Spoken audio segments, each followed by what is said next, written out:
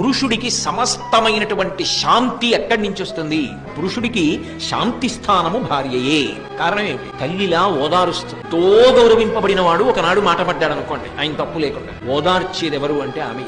కన్న తల్లిలా ఓదారుస్తుంది. ఎందుకు బెంగపెట్టుకుంటారు? మీరు నమ్ముకున్న దైవం లేడు, మిమ్మల్ని కాపాడు, ఎందుకు అలా బాధపడతారు అని ఓదారుస్తుంది. ఆయన వచ్చేటప్పటికి ప్రేమగా వండి పెట్టేది ఆవిడే. ఆయన బడలిపోతే కోప్పడేది కూడా ఆవిడే. మీరు గమనించారో లేదో, కోప్పడుతుంది, విసుక్కుంటుంది. ఎందుకో తెలుసా?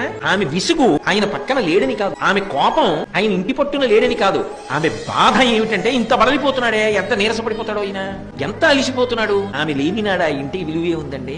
ఎక్కడ పిల్ల? ఎక్కడో పుట్టిన పిల్ల, కానీ ఇక్కడికి వచ్చి అంతటి ప్రేమైకమూర్తి. పురిటిలో బతుకుతుందో బతకదో ఎవరికి తెలుసు, కానీ ఆయనకో కూతురినిచ్చింది, ఆయనకో కొడుకునిచ్చింది, ఆయనని తండ్రిని చేసింది, ఆయన తండ్రిని తాతని చేసింది, వంశం నిలబెట్టింది. ఆయన వృద్ధుడైపోయిన తర్వాత కొడుకు చెయ్యి పట్టుకుని ఆసరా పొందాడు, కొడుకుతో కలిసి అన్నం తిని సంతోషపడ్డాడు. కూతుర్ని